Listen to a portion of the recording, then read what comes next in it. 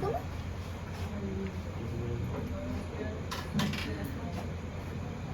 Los antipsicóticos y delito. Para empezar vamos a hablar un poquito de historia.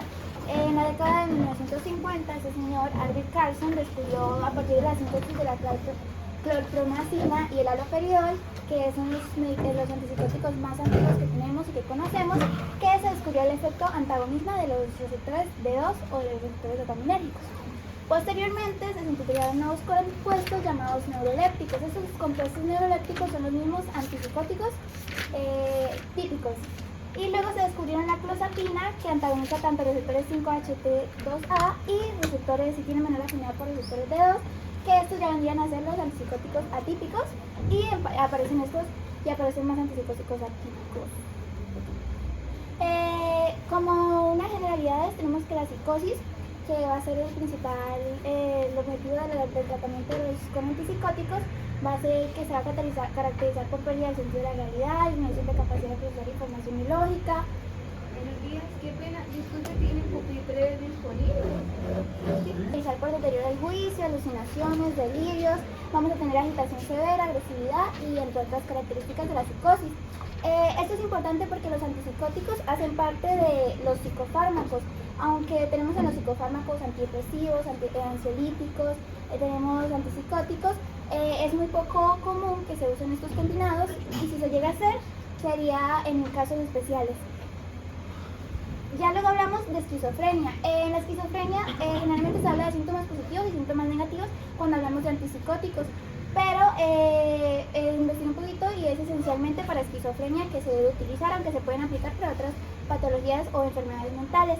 Tenemos que los síntomas positivos van a hacer que el paciente gana cosas, entonces tenemos alucinaciones, delirios, lenguaje desorganizado, conducta desorganizada o catatónica.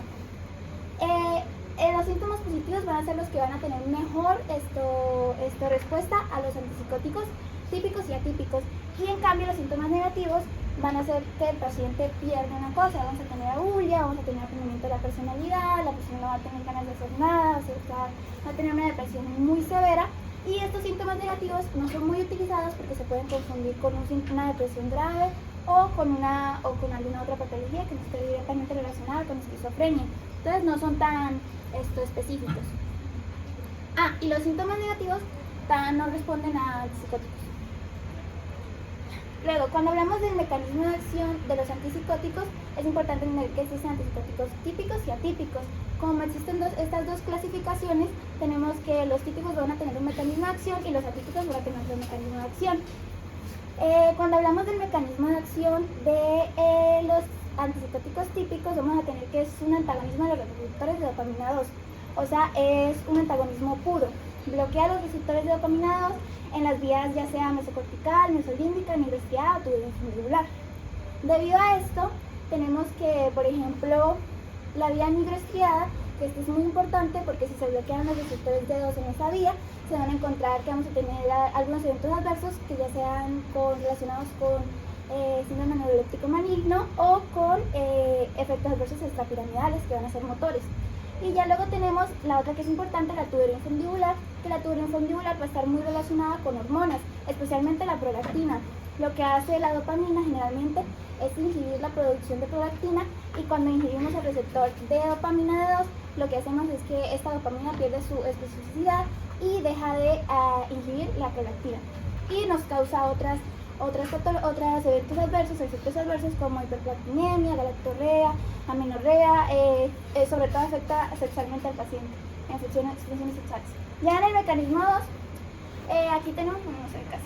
Bueno, antes de hablar de eso vamos a tener que tenemos una neurona presináptica y una neurona postsináptica. En esto se habla de la liberación de dopamina y vamos a tener los diferentes receptores que son estos. Tenemos receptores presinápticos y postsinápticos. Dependiendo de los receptores que bloqueemos, ya sea presináptico o postsináptico, el mecanismo va a ser diferente. Si bloqueamos a nivel presináptico este receptor, tenemos que se va a ver, no va a ser un bloqueo total, sino que va a haber un feedback positivo, se llama. Entonces, lo que se hace es que se impide la liberación de dopamina por un tiempo, pero luego sí se vuelve a liberar totalmente la dopamina. Y en cambio, si bloqueamos a nivel postsináptico los receptores de 2 o de 3 o de 5, porque se pueden bloquear cualquiera que estén relacionados con proteínas e inhibitorias, ya vamos a tener una respuesta más sólida y vamos a tener ya sea que se aumente la dopamina o se disminuye la dopamina. Aquí lo vemos más específico con el antagonismo parcial de los receptores de dopamina. Hay un medicamento en específico que actúa sobre que hace un antagonismo parcial, más adelante hablo de él, y lo que hace básicamente es que es dependiente de la dopamina del paciente. Entonces, si el paciente tiene altos niveles de dopamina, se va a encargar de inhibirla, y si el paciente tiene bajos niveles de dopamina, se va a encargar de inducirla. Y ya luego tenemos con receptores que también van a activar este segundo mecanismo, van a activar receptores dopaminérgicos y otros receptores, donde vemos que tiene efecto en los adrenérgicos, en los muscarínicos y en la histamina. Luego, cuando hablamos de la farmacocinética de los antipsicóticos, tenemos que generalmente se utiliza la vía oral, que es la más común y la que tiene más absorción. Se utiliza la intramuscular para en situaciones de emergencia y la intravenosa también es utilizada para en situaciones de emergencia. En la distribución son altamente lipofílicos por la glucosa en matriz encefálica y se acumulan en el cerebro, pulmón y otros tejidos. El metabolismo y la excreción por CYP y la excreción en bilis y orina. Bueno, ahora sí, cuando hablamos de medicamentos antipsicóticos, como les decía, se clasifican en típicos y atípicos.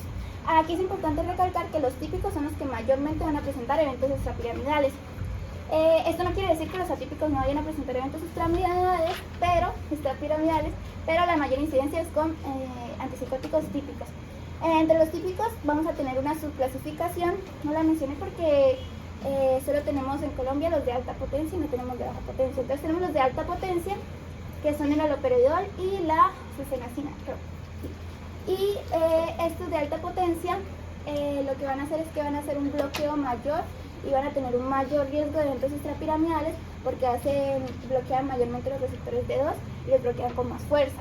Y ya en los atípicos tenemos que tienen antagonismo por D2 y por los receptores de serotonina, y van a tener una mayor incidencia de eventos metabólicos y hematológicos, que esto es importante y por lo que se debe filtrar qué medicamento antipsicótico atípico se debe utilizar. No son neurolépticos porque los únicos neurolépticos son los típicos y están esos aquí.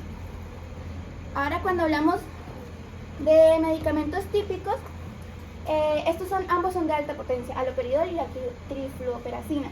El haloperidol es el más común, se utiliza para esquizofrenia, manía aguda, episodios de acatasia y hiperprolactemia. Este medicamento viene en gotas, viene intramuscular y viene para vía oral. Generalmente el haloperidol se utiliza en situaciones de emergencia.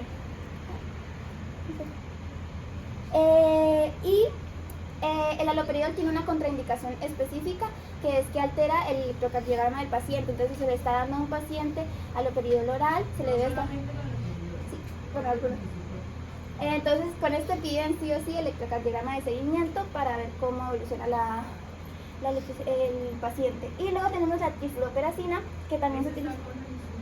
¿Sí?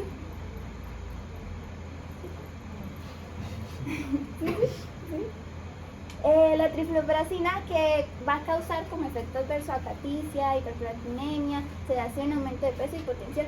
Aquí es importante mirar que el aumento de peso es uno de los efectos adversos metabólicos, pero también lo encontramos en medicamentos típicos. Entonces no es una regla que solo uno tenga eventos adversos metabólicos o solo uno tenga eventos adversos extrapiramidales. Podemos encontrar en ambos. Listo. Ahora, los medicamentos atípicos, vamos a tener la acinapina, que se va a utilizar en la esquizofrenia, manía aguda, se va a dar por administración sublingual y este no tiene efectos adversos metabólicos. Su tratamiento agudo es de 5 a 10 miligramos y de mantenimiento de 5 a 10 miligramos por día. Ya cuando hablamos de la clozapina, que este es importante porque tiene la mayor eficacia de todos los medicamentos atípicos, es el que tiene la mayor eficacia, pero al tener mayor eficacia lo hace más propenso a efectos adversos en el paciente y no lo hace segunda línea ya para el tratamiento de esquizofrenia. Y también tiene algo importante, que es el que tiene el mayor riesgo de neutropenia. Esos son los síntomas, los efectos adversos hematológicos. La dosis es 12.5 miligramos, una o dos veces al día, y tiene un mantenimiento de 600 miligramos al día. Luego hablamos de la paliperidona. Esta es muy importante porque generalmente se utiliza para que haya un apego del paciente al medicamento. Entonces, este medicamento se puede dar una vez cada un mes. Entonces, tiene una larga duración y el paciente no tiene que estar tomando diario o semanal, sino que va una vez al mes y luego 3 meses y ya tiene el medicamento para todo. Entonces, se utiliza para esquizofrenia y genera también hiperprolactemia y tiene vía intramuscular y oral. La quetiapina es el más seguro y causa síndrome metabólico también, pero tiene alta afinidad adrenérgica y alto riesgo. Se utiliza para esquizofrenia, manía aguda, depresión bipolar y unipolar. Tiene presentación para vía intramuscular y oral. Luego tenemos la risperidona, que la risperidona se va a utilizar para esquizofrenia, depresión bipolar, lo mismo, pero esta sí va a tener efectos adversos extrapiramidales e hiperprolactinemia. Ya finalmente la ciprasidona, que se va a utilizar para esquizofrenia, manía aguda, tiene alta afinidad adrenérgica y alto riesgo metabólico. Pero aunque tenga esta gran cantidad de riesgo, se habla de que es relativamente seguro. Aunque tiene vía intramuscular y oral, se pueden dar 5 o 10 miligramos intramuscular y oral de 5 a 20 miligramos al día. La lurasidona es de bajo riesgo, se utiliza para esquizofrenia, depresión bipolar, y la olanzapina, este es como lo último que llegó de antipsicóticos atípicos, porque esta sí se puede utilizar tanto en niños como en adultos, entonces esto la hace muy moderna y muy importante. Pero también se asocia con los eventos metabólicos, aumento de peso, diabetes, aumento de triglicéridos. Se da intramuscular, oral, y se da oral 5 a 20 miligramos por día y intramuscular 5 a 10 miligramos cada 2-4 horas.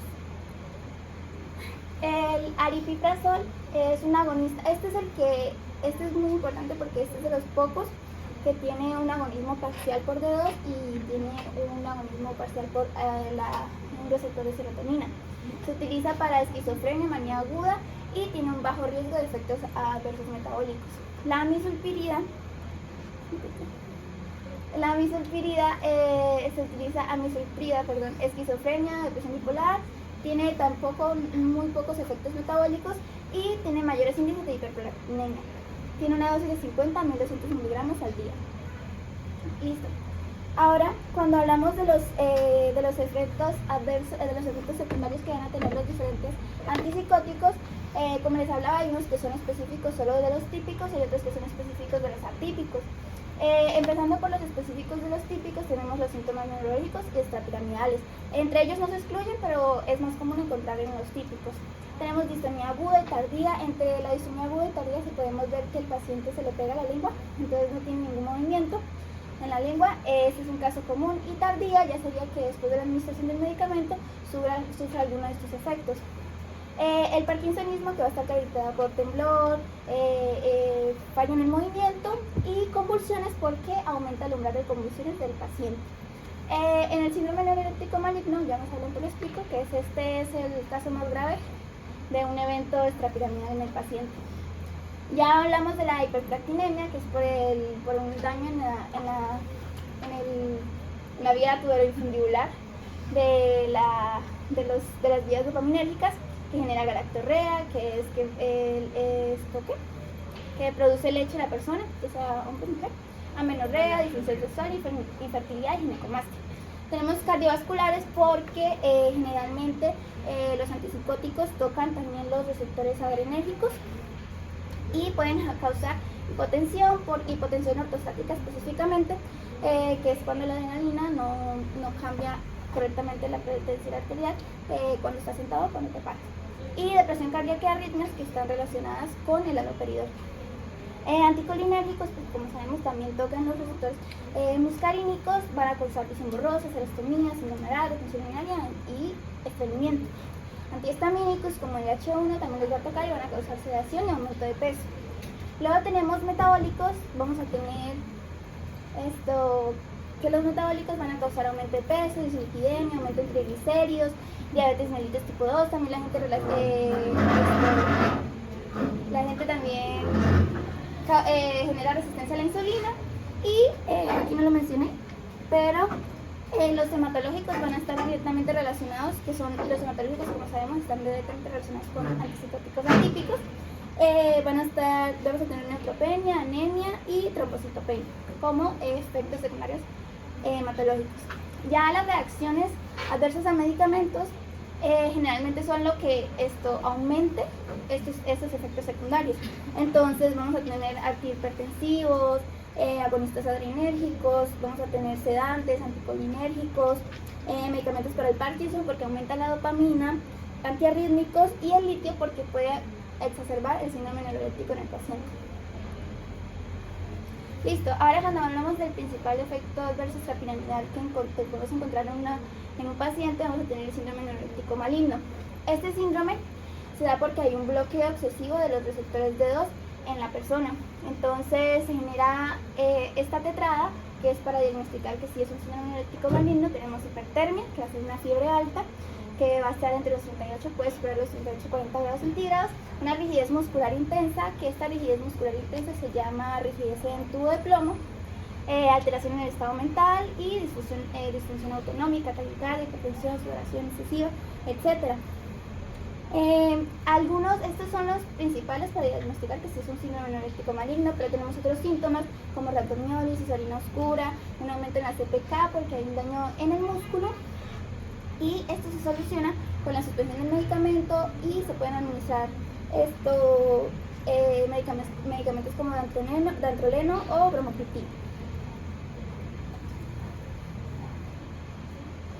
Ahora, cuando hablamos del litio, el litio es un estabilizador del ánimo más clásico y eficaz.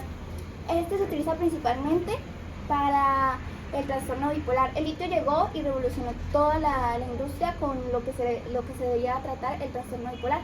Generalmente se utilizaba benzodiazepinas, barbitúricos, medicamentos que generalmente son adictivos, y llegó el litio y como es un medicamento que no es adictivo, tiene mayor eficacia y tiene menos efectos adversos, se utiliza principalmente para el trastorno bipolar. Sus usos: depresión mayor recurrente, suicidio en pacientes bipolares. Tiene una dosis inicial de 60 a 1800 miligramos por día, a 1800 miligramos por día, y tiene una de mantenimiento de 900 a 1200 miligramos por día. Generalmente, cuando se habla de dosis, es más importante la concentración de litio que tiene el paciente en sangre, porque esta concentración de litio, lo que pasa es que el litio tiene una ventana terapéutica muy pequeña, lo que lo hace más propenso al paciente a intoxicarse si se aumenta mucho la dosis. Entonces se tiene que estar evaluando que la concentración de litio esté entre 0.6 y 1.8 miliequivalentes. Y así se habla que está mayor a 1.5, se van a hablar de síntomas leves, se van a hablar, si es mayor a 2, de síntomas moderados, y si es mayor a 3, de síntomas severos. Esto no es regla porque cualquier paciente puede tener a dosis muy bajas o a una concentración de litio en miliequivalentes muy bajas, puede tener reacciones. Entonces no es una regla. El mecanismo de acción del litio. El litio no tiene un mecanismo de acción específico. Generalmente se sabe qué efectos causa, pero depende mucho de la estructura, depende mucho del paciente y depende mucho de lo que se está hablando estructuralmente. Tenemos que el litio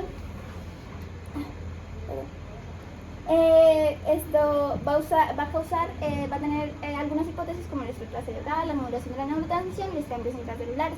La que nos importa es la modulación de la neurotransmisión, ya que esto es lo que nos va a ayudar a hacerlo el efecto estabilizante del litio. Entonces, tenemos que el litio va a tener una participación en el equilibrio iónico, va a estar en el sodio, en calcio. Habla más duro, porque yo estoy acá atrás y no te escucho. En el equilibrio iónico. Trata de no leer la tabla que tiene y ese aporte de las diapositivas que hable más duro. En el equilibrio iónico, y va a ser parte en el sodio, en el calcio y en el magnesio. ¿Cómo se comporta el litio?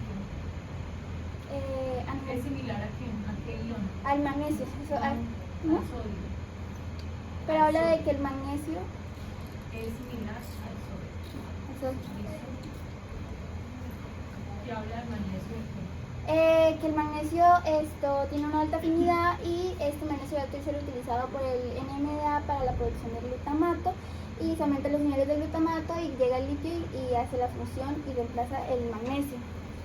haciendo así una ingestión vitamínérgica y también ayuda en la ingestión dopaminérgica. También causa una excitación GABAérgica y también aumenta los niveles de serotonina y disminuye los niveles de dopamina. También actúa sobre el ciclo circadiano y esto hace todas estas cosas. Luego, cuando hablamos de la farmacocinética, tenemos que se va a administrar exclusivamente por vía oral y se absorbe completamente. Lo del ciclo circadiano. Que también lo regula y ¿qué? No lo dije sobre eso, pero sí. Principalmente para que la patología está aumentada en su líquido. Para trastorno bipolar. Trastorno afectivo bipolar. Es lo principal. No es tanto como el psicológico ni el Luego seguimos con la distribución, que va a ser generalizada, no es uniforme, atraviesa la placenta fácilmente, como es un ion no tiene ningún tipo de no se metaboliza y generalmente la secreción es 90% por vía renal y el resto por materia fecal, saliva y sudor. Luego tenemos los efectos secundarios y las reacciones a medicamentos. Tenemos los principales que van a ser náuseas, vómitos y diarrea. Y los neurológicos vamos a tener que los menos graves van a ser temblor, adormecimiento y ya cuando hay una intoxicación o hay un exceso de litio en sangre, en una concentración de litio, vamos a tener hipertonicidad, que va a ser disartria, convulsiones, coma y sedación severa. Ya algunos otros que vamos a tener van a ser arritmias, bradicardia, hipercalcemia, poliuria y hipertiroidismo. Generalmente el hipertiroidismo relacionado cuando se dan compuestos ayudados junto con el litio y la poliuria porque también el litio va a tener un papel en la enzima diurética en el cuerpo. Las reacciones a medicamentos se pueden dar ya con compuestos ayudados, como dije, causa el hipertiroidismo, NAINES porque eleva la concentración de litio en sangre, la carbamazepina y el haloperidol, que generalmente se utiliza como emergencia, pueden causar el aumento de la neurotoxicidad del litio. Y anticonvulsivos y bloqueadores neuromusculares, los anticonvulsivos va a disminuir el efecto y los bloqueadores neuromusculares lo va a disminuir.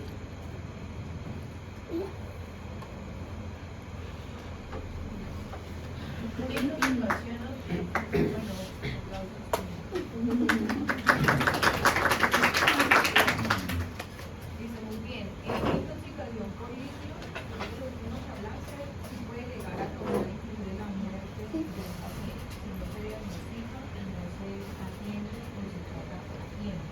El principal tratamiento o la primera opción de tratamiento de intoxicación por litio, ¿cuál es? No me metí en eso porque La hemodiálisis. La hemodiálisis. ¿Listo? ¿Por qué? Porque el litio es para uno poder realizar un fármaco, tiene que tener poco volumen de distribución, tiene que tener bajo una proteína, transportadores, y tiene que tener un peso molecular bajo. Y esta proteína tiene que todas estas condiciones, por ende, se puede realizar, y es uno de los tratamientos. Genera mucho riesgo de arritmias cardíacas, al igual que los antipsicóticos. Los antipsicóticos principalmente pueden prolongar el PT y la prolongación del PT puede generar ayuda a los